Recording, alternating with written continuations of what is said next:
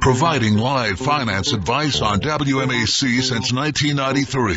It's time for Your Money with Steve Rosenberg, Sherry Goss, and Randy Goss. To participate in today's program, call 478-742-0940 with your financial questions or comments. And now live from the Macon studios of News Talk 940 WMAC, it's Your Money. Morning and welcome to Your Money. Steve Rosenberg, Sherry Goss are here with you along with CT keeping us on the air. Beautiful, crisp. Yes. Oh, fantastic. It's beautiful out. Clear, crisp, cool. Perfect. Perfect. Anyway, so last night was the rally. So if any of you went... Yeah, I want to hear about it. What was it like? If anybody, if you went last night, call in 742-0940 and tell us about it. Because I mean, I know you watched it on WMAZ 13, yeah, Channel 13. You can still Google it if you just do Trump Rally 13 WMAZ. You can get to it because I just got to it, and you can play it again. It was hilarious. He was funny. I mean, the people are just screaming. It was like a fun thing. Yeah. Anyways, if you're looking for something to do this weekend, and this actually is today, the Museum of Arts and Sciences on Forsyth Road, which is just an awesome thing. I hate that it's been closed. They're doing a fall-a-day Saturday, family fall-a-day, whatever. They're going to do outdoor, socially distanced games, crafts, and activities, plus a look inside the museum. And you can judge the best scarecrow contest. So it's a good day for families to have fun and enjoy the museum with a special activity thing from 11 this morning until 4 p.m. And I think that it's free. Well, no, they had charged an admission, but I don't think it costs very much. Once you pay, you'll get your passport to all the outdoor things to do, and everything is spread out over the several grounds so that you're not on top of each other and all that kind of stuff. Let me see. Adults are $10. Children 3 to 17 are $5. Senior and military is $8. But that just getting out with your kids and getting out on a nice, pretty day like this and doing something fun for fall is just a good thing. So that might be something to do with your grandkids. When are you going to Colorado? First week in November. I'll be gone. First week in November. Okay. Yeah, it's going to be really nice and cool out there. Kind of like here, pretty much, but dry. It's so dry and the elevation is so high. It's just awesome. It's going to be fun. So most Americans who are traveling for the holidays have not been out of town since the pandemic hit, according to a survey. And it says 52% of Americans plan to fly instead of drive this holiday season. So more people are going to fly. Because everybody's talking about how safe it is to fly because of the circulation and all that other kind of stuff. Right. Southwest had an alert for me because that's who I'm flying on to Colorado, and they're recirculating the fresh air every 2 to 3 minutes, the entire cabin. Yeah. They're disinfecting, spraying everything down between flights. I mean, there's no touching anything or sitting apart from people. And you haven't heard anything about people getting virus on a flight. Yeah, I haven't. I don't know. I haven't. Randy went and bought me the N95 mask and all that stuff, and I've got wipes But the kids in Colorado, the daycare is never closed. Nobody in the daycare was ever sick, and it never shut down. Really? Yeah, through this whole thing. Our daughter hasn't been sick. She's working from home. She's going to the gym. She goes to Starbucks. Like, I don't know. I don't. It's all over the place. Anyways. Well, we go to the gym about 3 days a week. Mm-hmm. Hadn't been a problem. Right. So do we. Yeah. So everybody's wiping everything down. Yeah. So anyway, Yeah. That was that. That was all. So I had a client in this week. I've had a few people really stressed out this week, and a couple went to cash, which we can do. One of them was talking about just trying to figure out retirement plans and kind of stressed out because you're making all these decisions. And it's interesting. So it's all, and how you feel, I find this week, depends on what you're reading and what you're listening to. It's huge right now. So this client said that he has some realtor friends, and they all are telling him that the forbearance numbers are going through the roof. What are forbearance numbers? So if you don't make enough money to pay your mortgage because of the COVID stuff, you can call your mortgage company and you can put your current monthly payments into forbearance where they just tack them on to the end of your loan.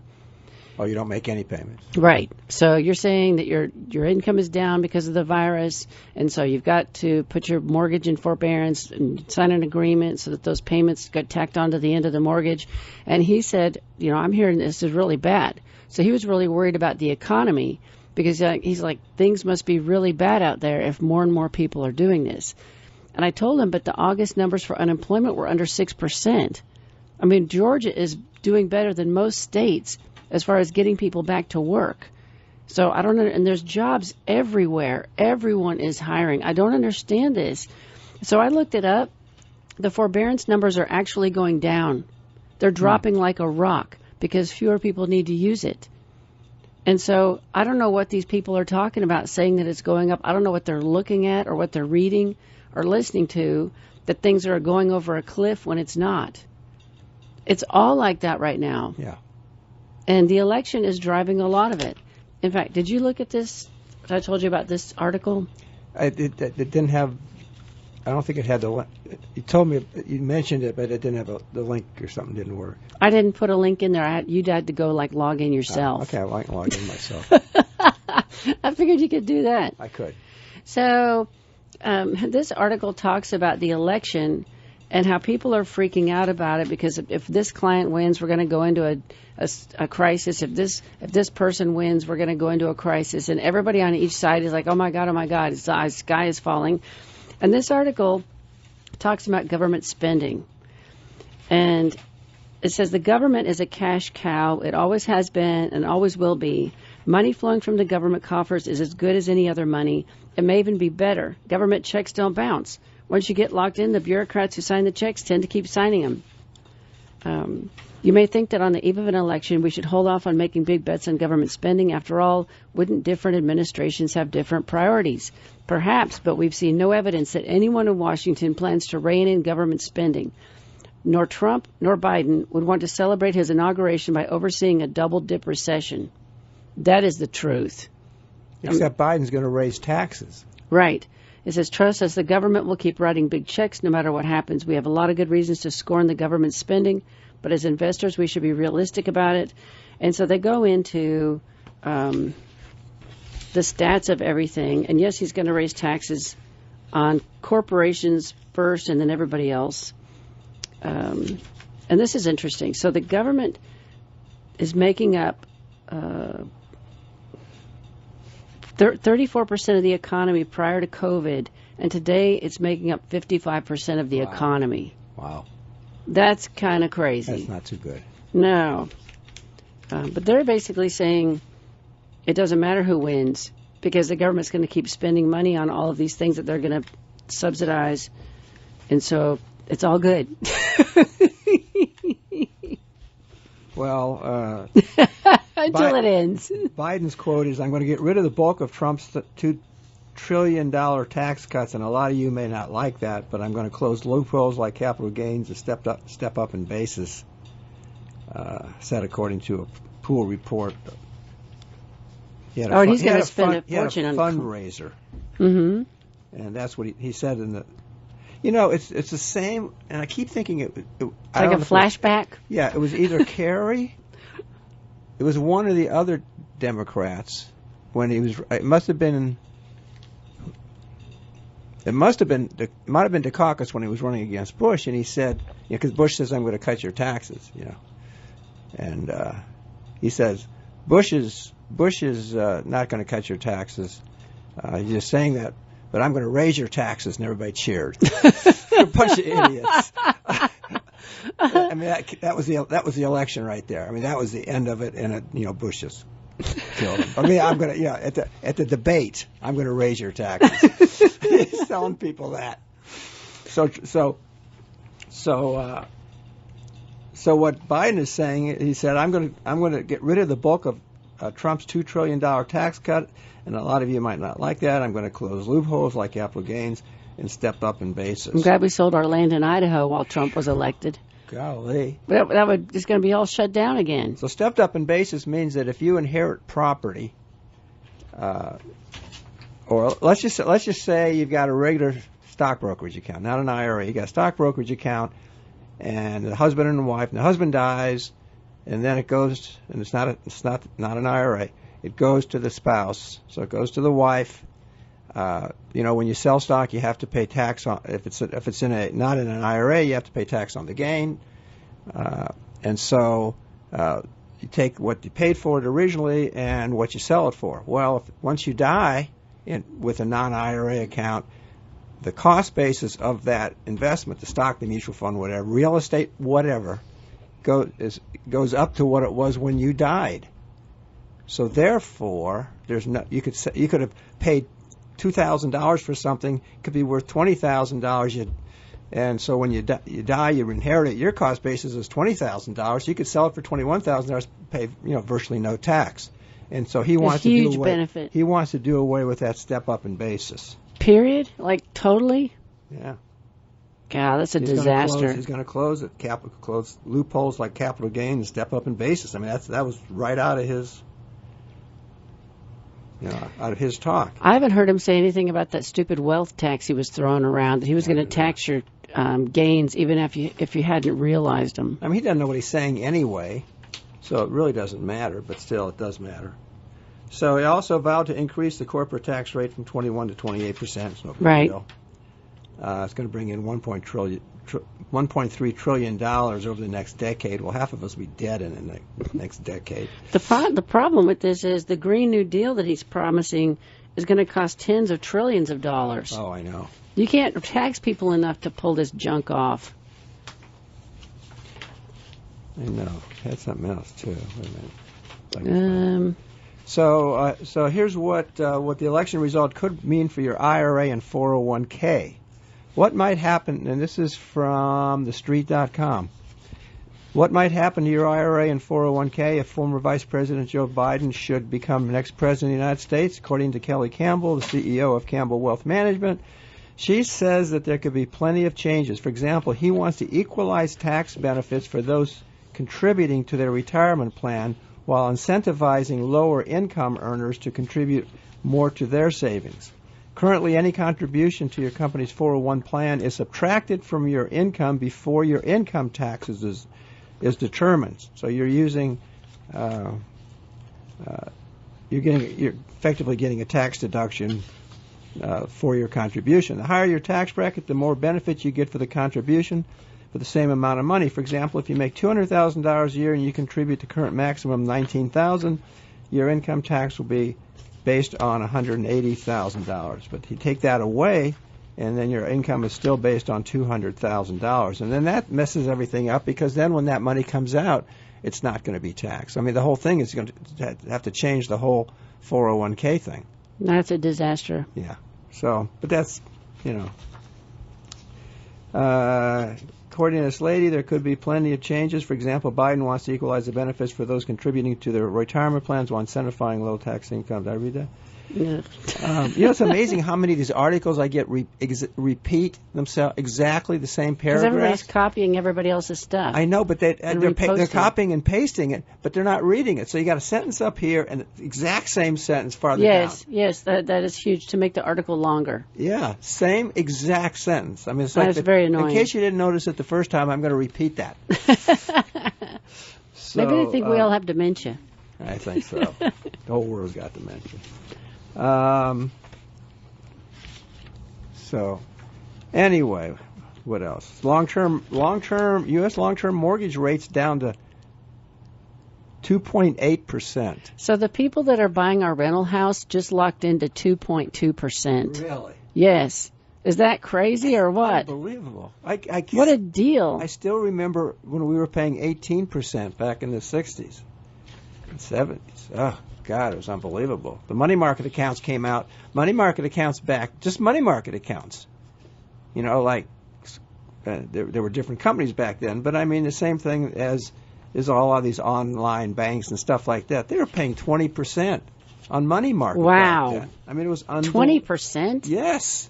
So they started out. One of the first mutual fund money market accounts was Delaware funds, and they were paying like 18% or something like that. I mean, it was crazy. Wow. So both sides want to do infrastructure spending, which Trump's been trying to get that done forever. Everybody, Obama talked about. He was going to do it. For every single president talks about infrastructure, and nobody ever gets it done. Yeah. Never. It's just crazy. It's nuts. Yeah, they wait till bridges fall down and kill people, and then they do it. So. What do you got?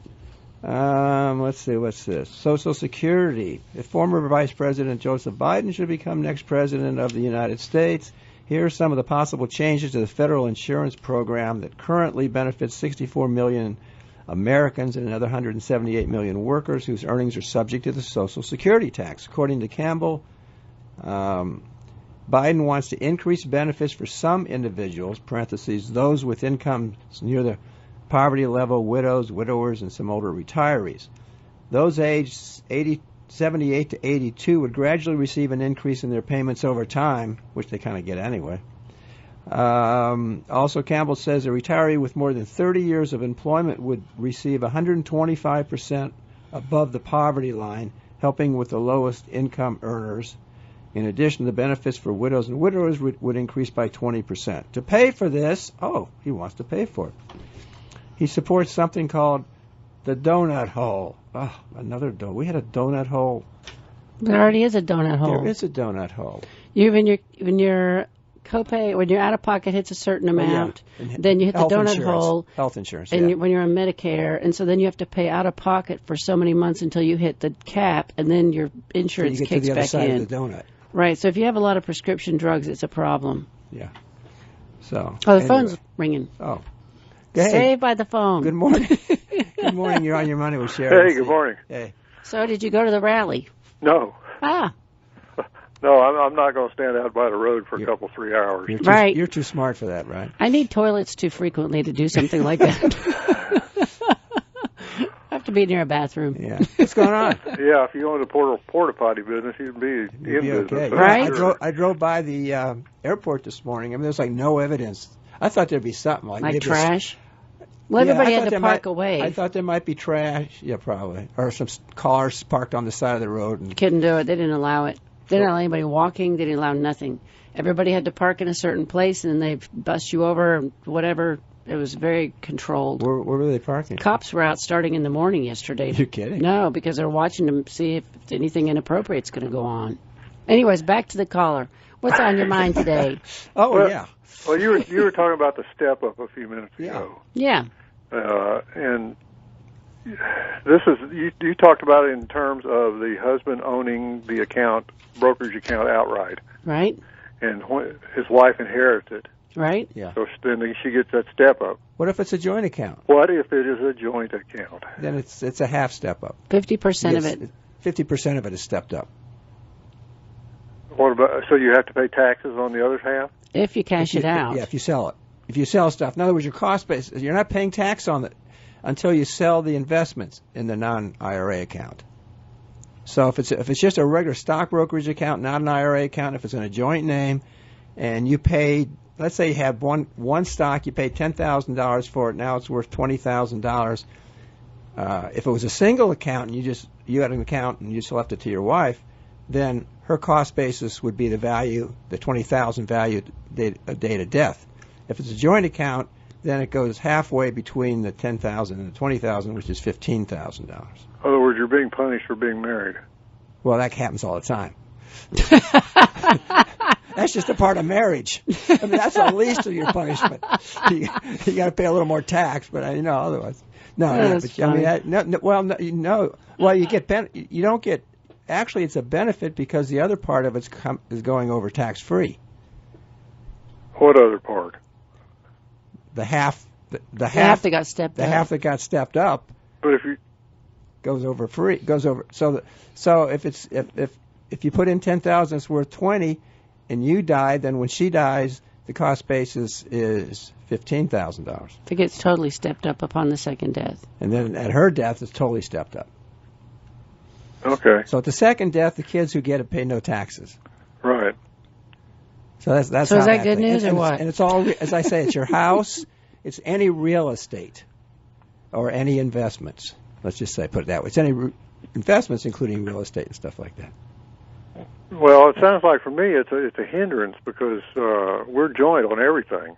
No, but that doesn't matter because you don't know which one's going to die first, so it doesn't matter. Yeah, you can't plan for that. Yeah. So I mean, if you're worried about that, then what you do is you open up an account for her and an account for you, and then it's 100%. But then the other one doesn't get the one that Right. you die first, and then she gets your half at a higher cost basis, but her half is still low. So it works out exactly the same.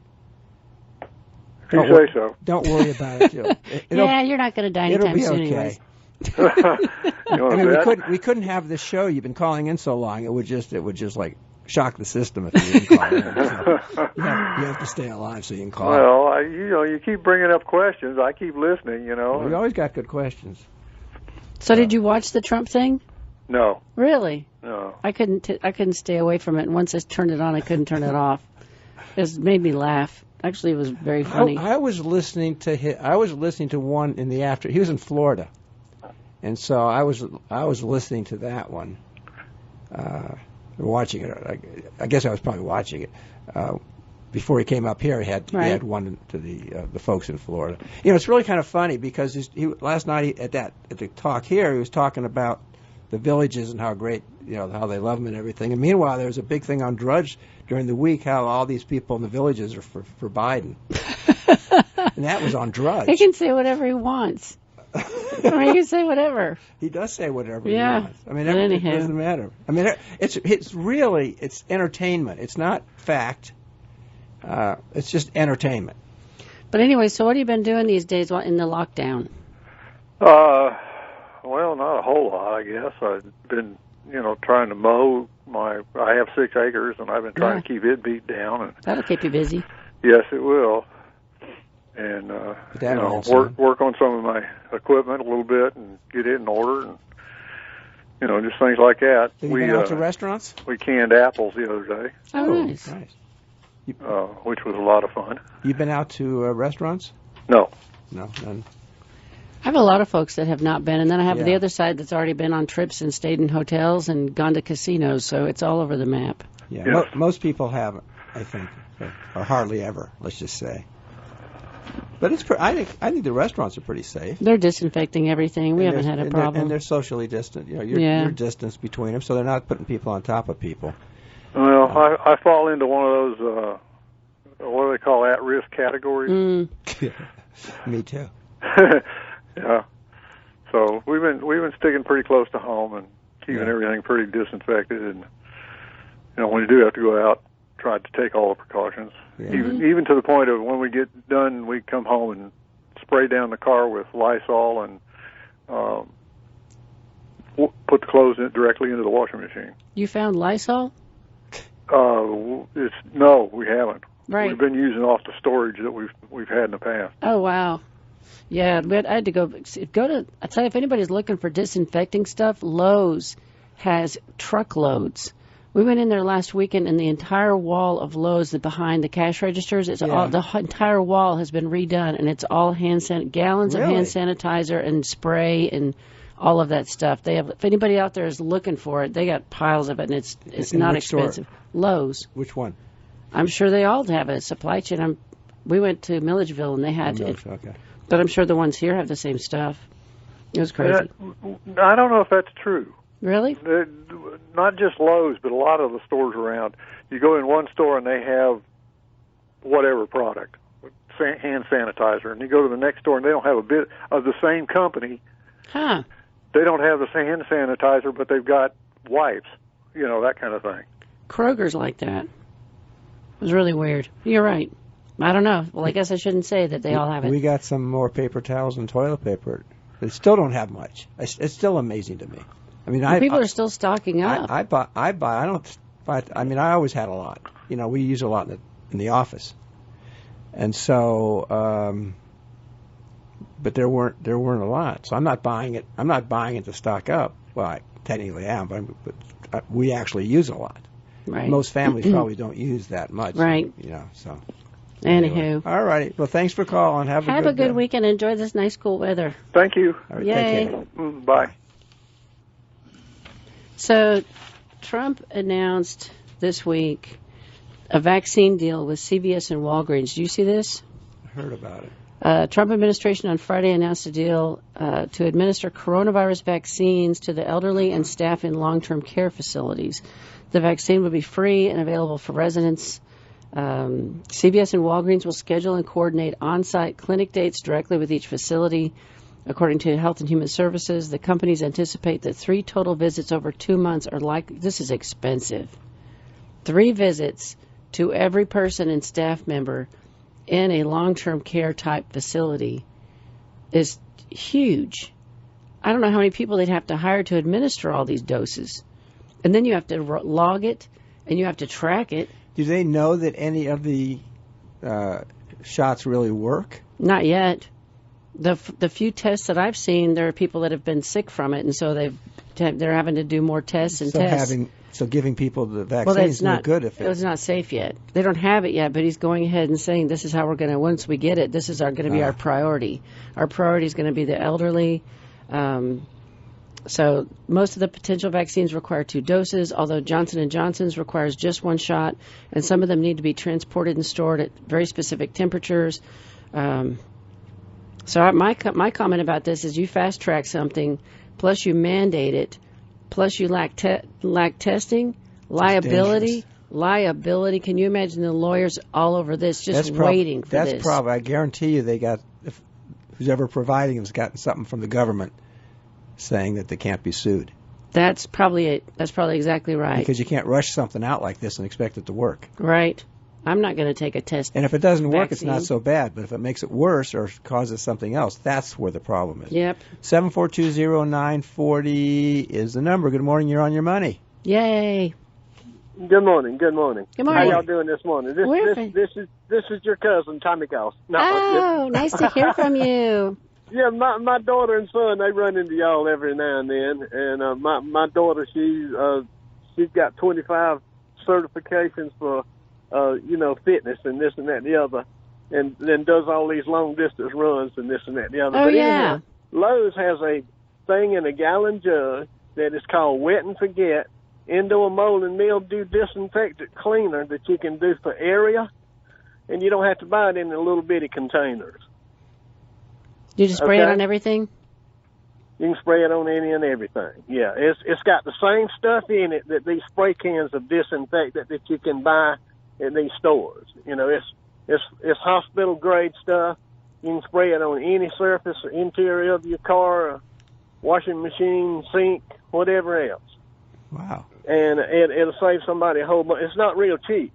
But it's a gallon of it, and you can mix it up in a spray bottle and spray like $30 probably. Is that around about $30?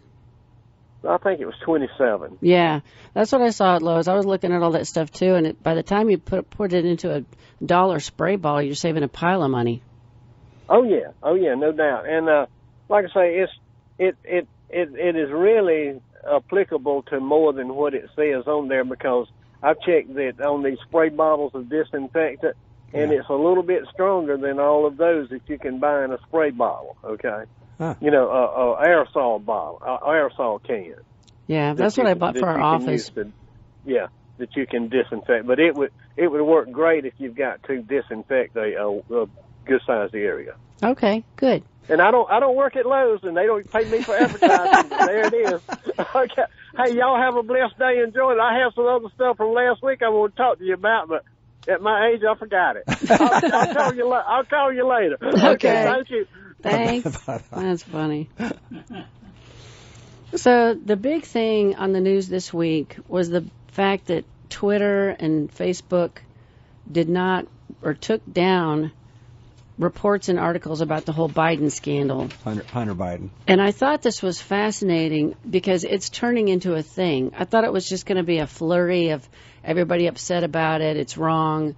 But it's really getting to the Freedom of Information Act and the fact that you can't have a social media outlet that everybody looks at every day believing they're seeing the truth, and it's not the truth or the whole story. Or there's giant chunks of the truth that have been taken down because they don't want you to even know about it.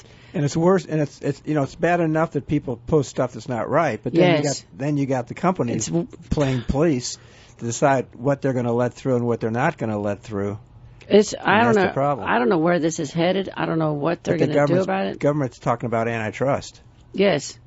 So, so they prevented the post investigation from being shared is how this all started. But I really didn't think this was going to get traction, but it's all over the place and everybody's upset about it and is going to do something about it. So I don't know where this ends, but it's mainly wrong. Twitter and Facebook, I think, are the two. And Instagram. Actually, and Google is thrown in. Depending on the article you read, they're all talking about throwing down on all of them. So I don't know, but it's all frustrating. But you know what? If you have a newspaper and they don't print it, people don't get upset. In other words, you're going to have a liberal newspaper. Okay, so that's, you're going to have the Washington difference. Post and the Washington Times, and the Times is conservative and the Post is liberal, and so here's the difference. Yeah, that's a newspaper that somebody's running, and they get to choose what's in it, just like CNN gets to choose what they put on. Right. And they tell their news people, pound Trump, pound Trump, pound Trump all day long. That's what I want you to do. From the CEO, from the top, they can mandate that because they're running it. Yeah. So, and the advertisers that are participating in it obviously don't care, and they're making enough money to keep this train going. That's different than a social media site where people are posting things and they're taking it down. So you're on. So it's like, let's say you're on Facebook and somebody posts something horrible about you, and it's not even true. If you don't know about it, how do you know to even take it down? Well, if somebody posts something true about you, and the social media site doesn't like it because it's whatever they don't believe in, and so then they take it down, and it's working in cross purposes in every direction. But I don't know. I find it interesting. So I have clients. The husband has dementia. He's very, very sick. He's in hospice in the house. And these people, when I first met with them, were super Republican.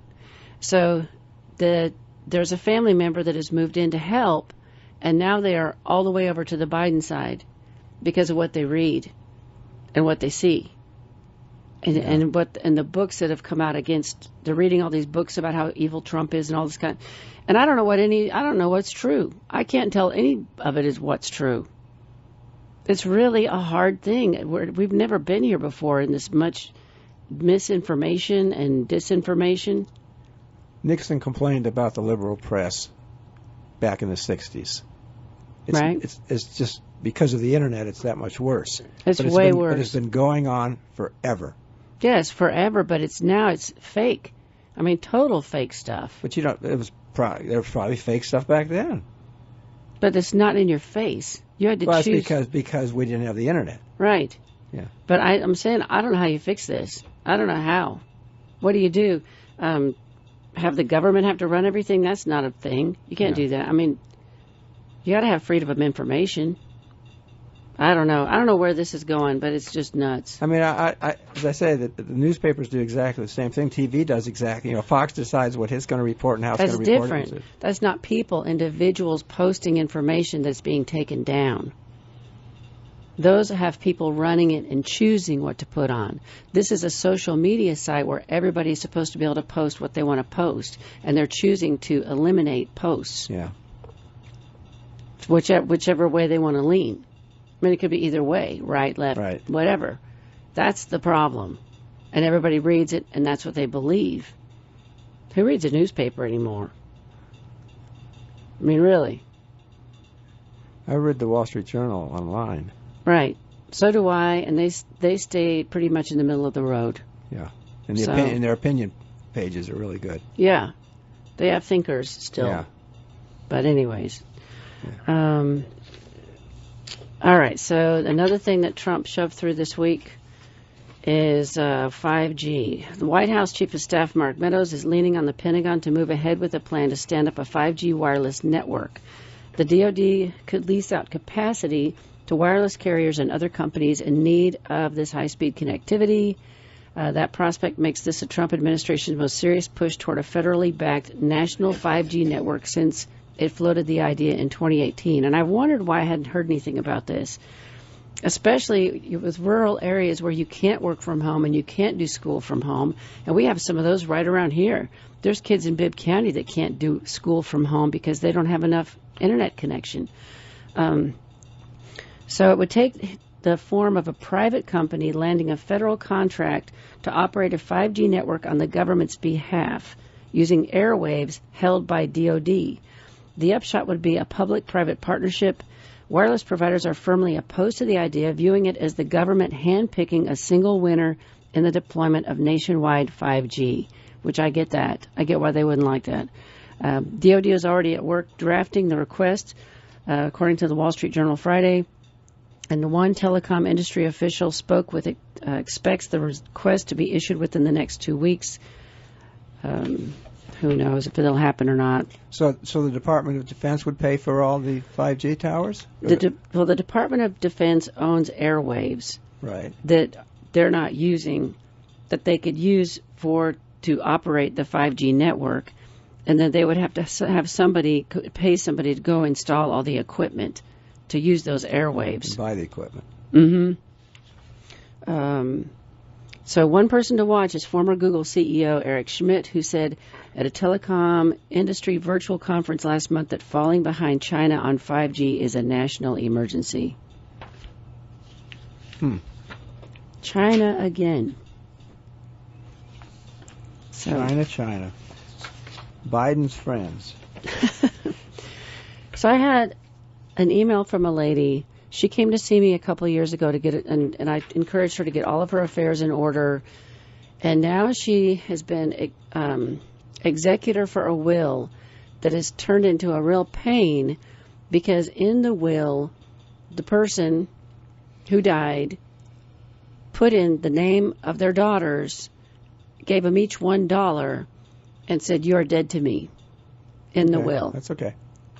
So because of that, it has taken her 7 months to try to resolve and close this estate, because they had to send letters to these two daughters and get their agreement that they were not going to contest the will. So, and she thought the whole point of them giving these two kids $1 each, the point was so they couldn't contest the will. Because they couldn't say, well, he just forgot about us, or like right, that kind of stuff. Right. Yeah. And so... that shouldn't be a problem. Well, one of the kids is in the military in Afghanistan, so they had to send them letters multiple times to try to get them to sign off and say, yeah, I'm fine with that. The other one was easy. But you can't close the estate until you have those letters from these people saying they're not going to contest the will. Have you had this before? No, and that makes no sense. I don't understand it either. The whole purpose is to give them something so they can't say they forgot about you. Right. That doesn't make sense. It doesn't make sense. So I emailed Jennifer Haskins, a lawyer in Macon, and I told her the scenario. I said, I don't understand, because I understand the intent of giving them the $1 was supposed to make this easier, and it just ended up being a giant pain. So her response, she says, I use a no contest clause in most all of my wills, but there is no way to 100% ensure that a will cannot be contested. The acknowledgments of service are the first obstacle to getting the will probated and can take and waste a lot of time. That's what they had to do, is to get the acknowledgement from these two kids that got $1. We don't have to leave heirs anything, and a lot of time we skip spouses or kids for various reasons, but we do have to state it that we are doing it on purpose in the will itself. I tell my clients that ask about this issue that I would be the star witness in a will contest, since I'm the one drafting and executing with them. 2 ways to contest. 1, the testator did not know what they were doing when they signed the will, lack of capacity. And 2, they were coerced into making the will, undue influence. I would be called as a witness on both instances. Simply not liking what somebody left you or did not leave you is not a grounds for a will contest. So, I don't know. That's interesting. Yeah. But this lady, she was so frustrated. She's like, why did I have to go through this? Yeah, she shouldn't have to go. Sending all these letters to this person. Anyways. I mean, what's the purpose of sending something to somebody who's not getting anything? She got $1. $1. You're probably better off just to saying, I'm not leaving this person anything. Yeah, I agree. I've had people write that and put that in and put it in explanation. I've never had anybody write a will or tell me they've written a will. That's the nice thing about trust. You can't, like living trust, you can't contest living trusts because they don't go through probate. If you do it right, it does not go through probate. And so that's one of the reasons that people do living trust. You avoid probate, and they say probate's not so bad in Georgia, which is probably true. Pretty cheap. But less than at the $200. same time, though, you also don't have the mechanism for contesting it. In fact, the trust that I have says anyone who contests this gets nothing. Period. And that's legal in a trust. See, I thought you could put that in your will. You can put it in the will, but it's not. I don't think it's right. According to her, it doesn't always work. No, it doesn't always work because of probate. Yeah. See, the trust doesn't. You don't. Technically, if you kind of know what you're doing, you don't even need an attorney for probate. I mean, for living trust, unless you have to have other stuff done, and most likely you're going to want to work with an attorney, even if it's a living trust. But it doesn't go through the court system, so it's just a contract. It's a contract. And so it goes by contract law. Now, it doesn't mean you're not going to get a judge who's going to rule some other way, but that can always happen. Alrighty. All right. So what happens? Speaking about that, what happens if somebody dies in debt? You had a call on that. I get a lot of calls on that. I talk about it on TV. I should probably talk about it again because it's been a while since I did a whole month of what happens when somebody dies and you inherit property and the step up in cost basis and all of that kind of stuff. Yeah. And then what happens when your spouse dies. And I had this guy call and said, I thought that when I die, my wife just automatically gets everything. And it's like, no. Is she on your house? Do you have a mortgage or do you have a house? I said. And he said, yes, I own the house. I said, well, she's not going to just get the house. Do you have kids? Yes. She'll get a third. If you don't have a will giving that house to her, she will only get a third of the house, and the children will get the other 2/3. You need to get a will made. He just assumed somehow that she would just get everything. Yeah, well, he could put it in joint tenancy, and then she will get it. Well, then, yeah, but if it's in your name alone, she's not going to get it. Right. So you can go to Clark.com, and there are a number of he has a bunch of will maker kits. He has all these people working for him that research all this kind of stuff, and there's actually one will maker website that's run by a life insurance company that is actually free. And so it's getting cheaper and cheaper and easier to do this kind of stuff and get things together. But yeah, all of that's, anyways, that's, go keep on with your story. I'm sorry I kind of went off the rails. Okay. Once an executor or administrator has been appointed to an estate, one of the first tasks is to pay off the debts of the deceased at the time of his or her death. The debts from her death. If the estate has enough assets to cover these debts, the executor or administrator is charged with paying all administrative expenses and legitimate debts before distributing the estate assets to the beneficiaries. However, many times there's simply not enough to cover these expenses. When somebody dies with more debt than assets, their estate is considered to be insolvent. So the first step, if it's insolvent, is that the executor or administrator will need to take to assess what's out there and whatever. And some of these are going to be could be secured loans, like a mortgage. Right. A mortgage is secured by the house itself. If possible, the estate should pay for debts incurred by the deceased during his or her lifetime. Many of these debts include, but are not limited to, mortgages on the deceased's home or any outstanding payments on a lease, child support and alimony, past due taxes, any contractual or financial obligations the deceased still owns at the time of his or her death. So is that article specific to Georgia or just general? Because what I read is the first thing that has to be paid off is the medical bills. That's like a priority. First, the funeral home has to be paid off first, then the medical bills are paid off, and then whatever's left is used for all the other stuff. And if there's nothing left, then you just have to tell them. This is for Georgia. Okay. Another recommendation is to check and see if any of the debt has life insurance policy connected to it, like a mortgage insurance or something will pay it off. Verify the debts. They should always first verify the validity of the claims against the estate. A proposed debt should never be paid blindly without first making sure that the claim is in fact valid. Also, the debt should be verified that it is legally enforceable. For example, if a debt is past the statute of limitations and could not have been legally collectible if the deceased were alive, the debt cannot be pursued after his or her death. Every state has exemptions.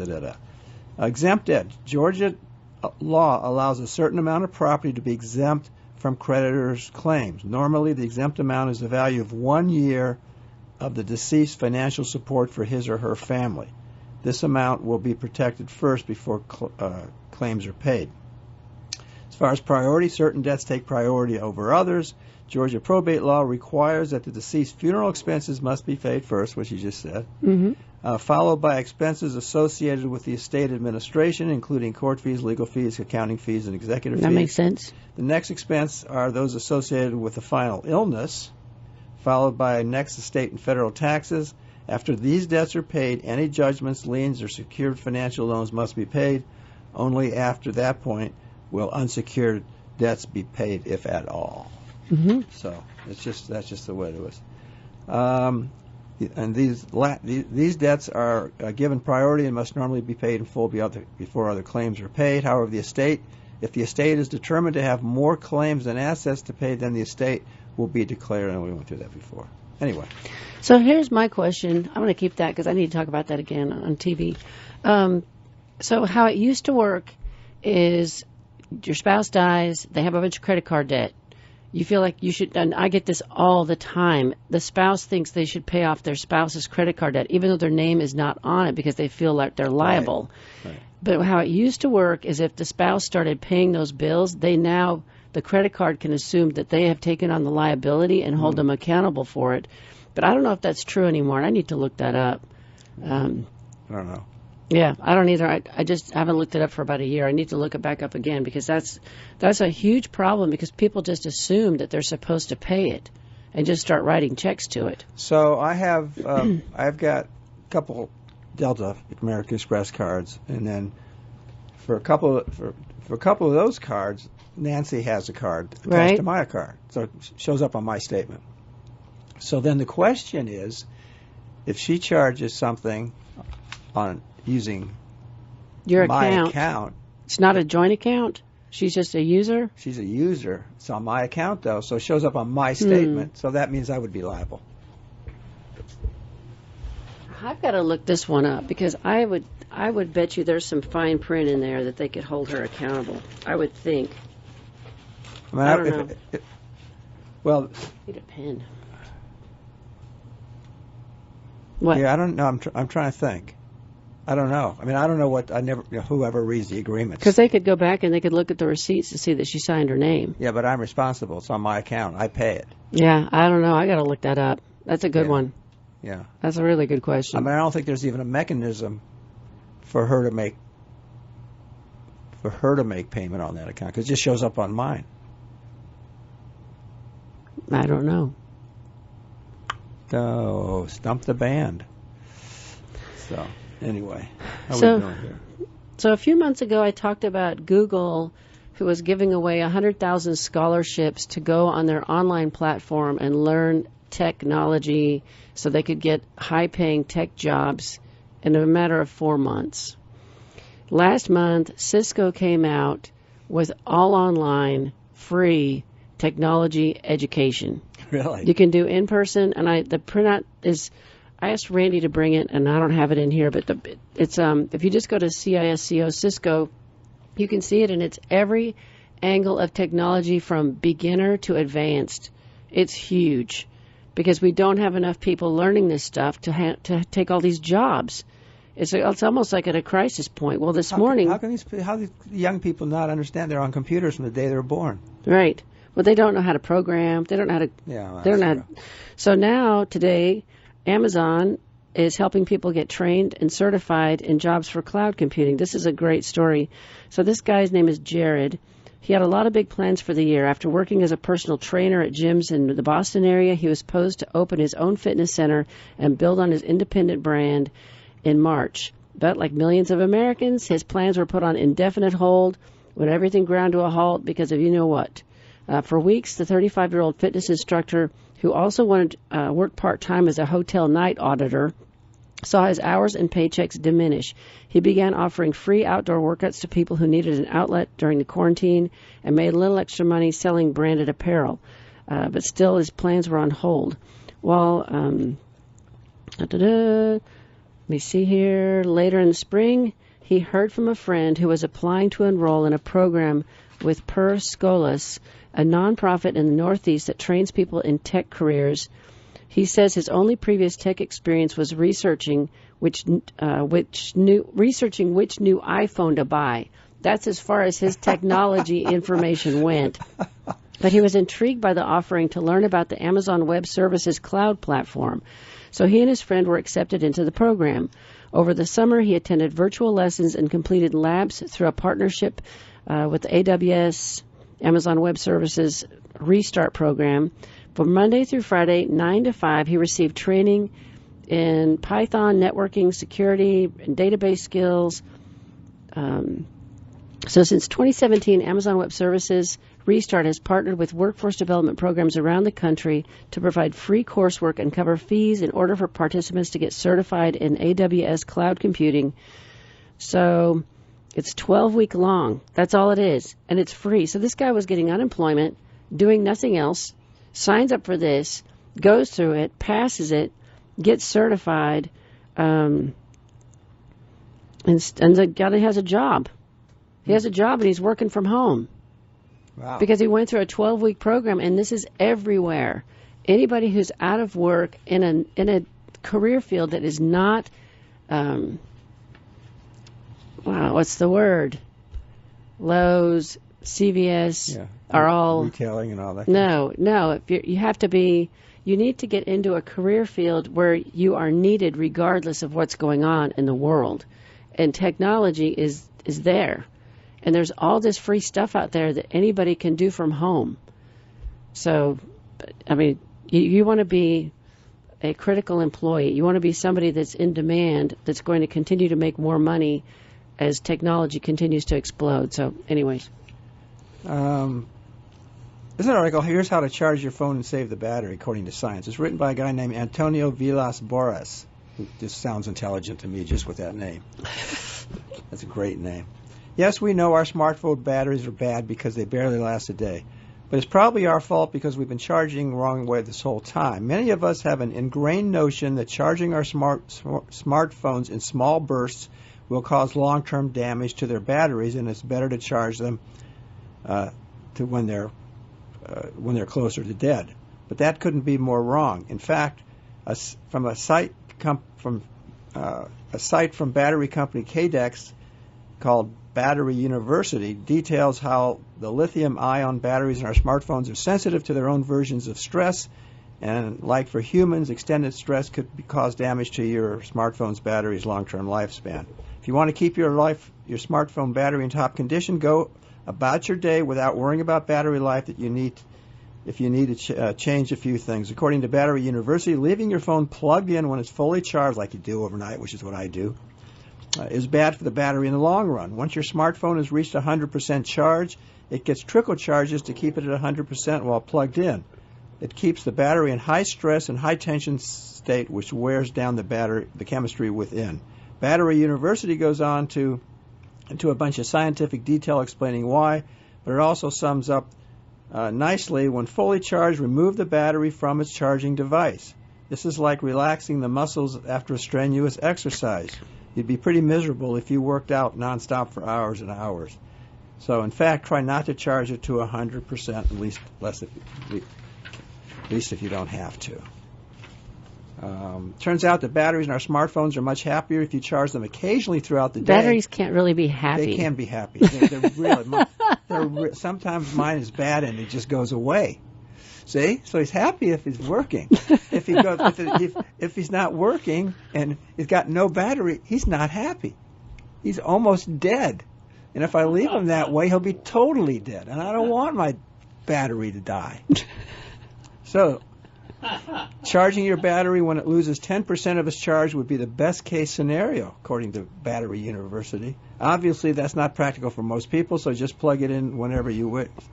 So just plug it in whenever you wish and unplug it multiple times a day. Not only does it keep your smartphone's battery performing optimally for longer, but it also keeps it topped up throughout the day. Plus, periodic top-ups also let you use features you might not normally use because they hog you anyway. and keep it cool. If it gets Yeah, hot, that's not good. yeah, if it gets hot, take off. And if sparks start flying out of it, that's really bad. Yeah. So there's one last thing. New job listings for Amazon's internal telemedicine service, Amazon Care. Who didn't see this coming? They're experimenting on their employees just like they did with the Scan and Go, which is everywhere now. Yeah. And now they want to do telehealth, and they're in talks with major healthcare companies to do telehealth. No reason not to. Right. At all. Everybody's already on it. I mean, and you're going to the doctor's office where there's nothing but disease because people wouldn't be there if everybody was healthy. But there's going to be a whole pile of more jobs. Yeah. Jobs everywhere. Anywho, tell everybody who we are. Oh, anyway, if you want to learn about Rosenberg Financial Group, we manage money for our clients soon to retire and retired. We're fiduciaries, which means we, by law, have to do what's in your best interest. And you can go to retirerelax.com. It's the website. Got a bunch of videos, a bunch of free reports, all kinds of information. If you want to come in for a consultation with Sherry or myself, just call we have offices in Macon, Warner Robins, Macon across the street from River Crossing, and on Moody Road in Warner Robins. 922-8100 is the Warner Robins number. 752 something. What? What is it? 742 Just stop. 922-8100. So that's just the stick Warner to Robins. that. Doesn't matter. Yeah, the other one rings the Warner Robins anyway, so that doesn't really matter. So anyway, have a great week. We'll see you next Saturday morning.